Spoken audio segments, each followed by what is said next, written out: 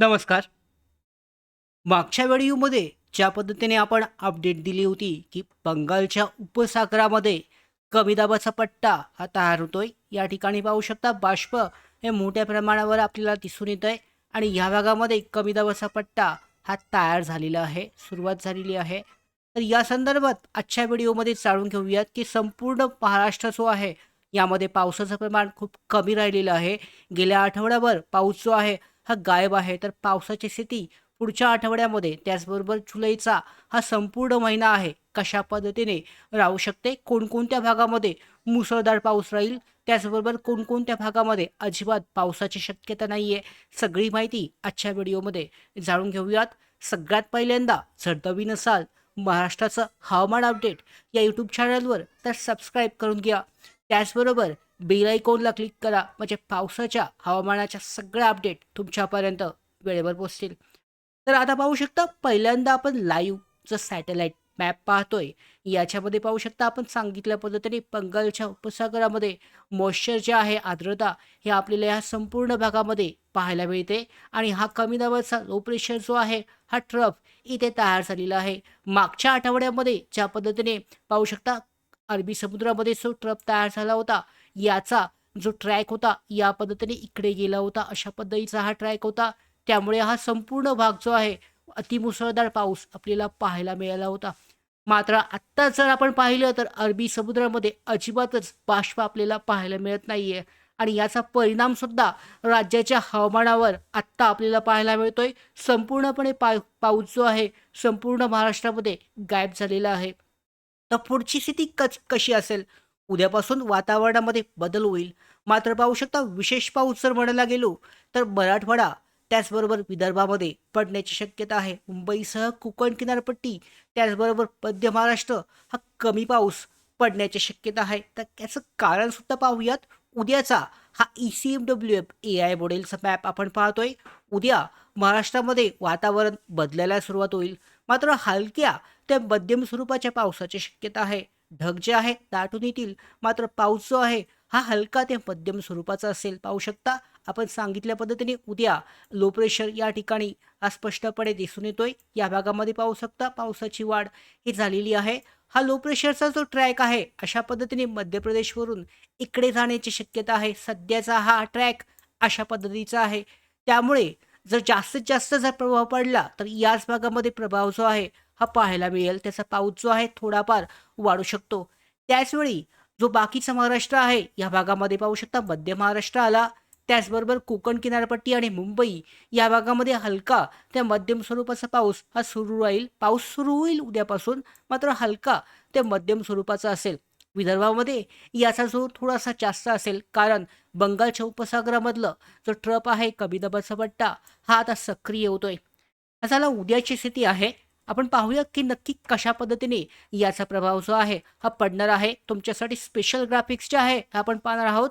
संभाव्य कमी दाबाच्या पट्ट्याचा मार्ग आणि मराठवाड्यावर जो परिणाम होईल हा कसा असेल हे जाणून घेऊयात. तर तुमच्या समोर पाहू शकता हा जो मॅप आहे ECMWF GFS मॉडेलच्या अंदाजानुसार 13 जुलै 2026 पर्यंतचा जो डेटा आहे या डेटाच्या आधारावर 18 ते 21 जुलै दरम्यान उत्तर वायव्य बंगालच्या उपसागरामध्ये यामध्ये पाहू शकता हा कमी दाबाचा पट्टा जो आहे हा संभाव्य मार्ग आहे. या पद्धतीने हा इथे तयार होतोय, आता तयार व्हायला सुरुवात झाली आहे. त्यानुसार हा पट्टा ओडिशा, त्याच्यानंतरनं छत्तीसगड, छत्तीसगडवरून पुढे पाहू शकता मध्य प्रदेश, मध्य प्रदेशवरून त्यानंतरनं राजस्थानकडे हा संभाव्य मार्ग आहे. यामध्ये बदल होऊ शकतो.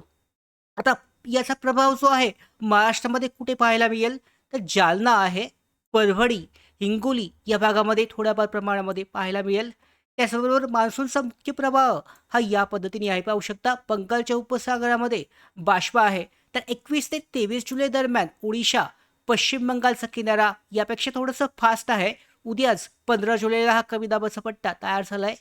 23 ते 24 जुलै दरम्यान झारखंड, छत्तीसगड, 24 ते 26 जुलै पूर्व मध्य प्रदेश, त्याच्यानंतर 26 ते 28 जुलैमध्ये पश्चिम मध्य प्रदेश जो आहे या भागामध्ये, त्याच्यानंतर 28 ते 30 जुलै पूर्व राजस्थान. आता या जर ट्रॅक जर आत्ता पाहिला आपण, आता मगाशी जी ECMWFचा AI मॉडेल पाहिला, यानुसार सुद्धा पाहू शकता हा ट्रॅक अशाच पद्धतीने जातोय. आणि जर असंच राहिला तर फक्त विदर्भ आणि थोड्याफार प्रमाणामध्ये मराठवाड्यामध्ये हा प्रभाव आपल्याला पाहायला मिळेल. हे जे जिल्हे आहेत बीड असेल, लातूर असेल, धाराशिव असेल, याच भागामध्ये पावसाचं प्रमाण थोड्याफार प्रमाणामध्ये वाढेल.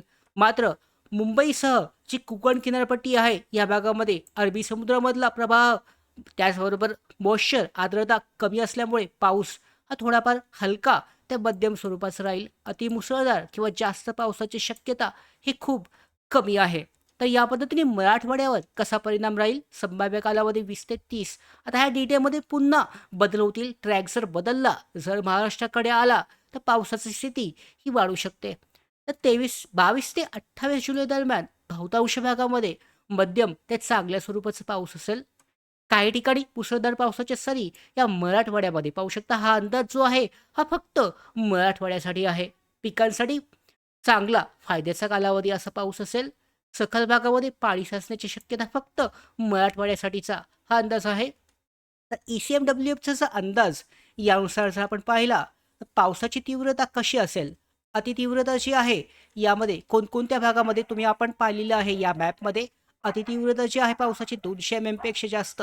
तर हा भागामध्ये तो विदर्भ आहे. विदर्भाला लागून काही भाग आहे.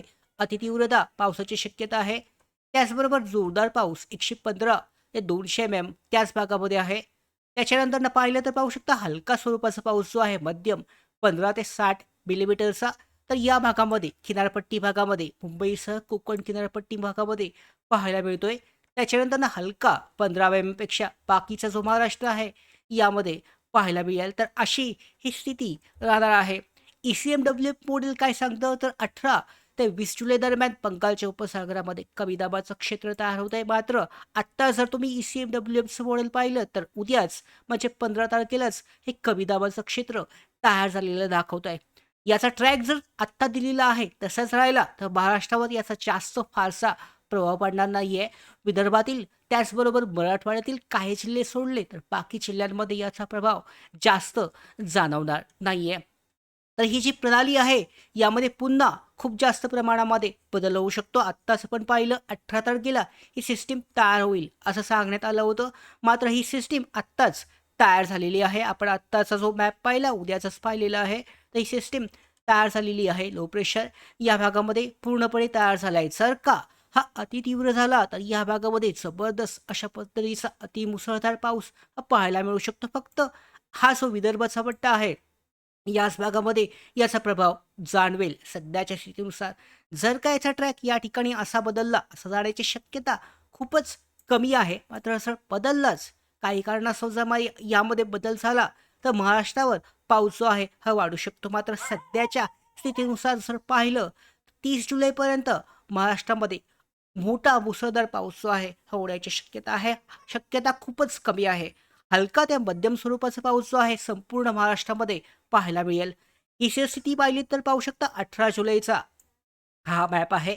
18 जुलैला हे जे आहे पाहू शकता इथून कमी दाबाचा पट्टा थोडासा वरच्या भागामध्ये सरकलाय. झारखंड, मध्य प्रदेशच्या भागामध्ये सरकतोय. तर असाच याचा ट्रॅक असेल. त्यामुळे जास्त पावसाची शक्यता महाराष्ट्रामध्ये खूपच कमी आहे. हलका ते मध्यम स्वरूपाचा राहील. आता या ट्रॅकमध्ये जर पुढच्या काही दिवसामध्ये बदल झाला तर ती सुद्धा माहिती आपल्याकडे प्राप्त होईल. ती सुद्धा अपडेट तुमच्यापर्यंत आपण देणार आहोत. या सगळ्या अशाच महत्त्वाच्या अपडेट येण्यासाठी महाराष्ट्राचं हवामान अपडेट या यूट्यूब चॅनलला सबस्क्राईब करा. धन्यवाद.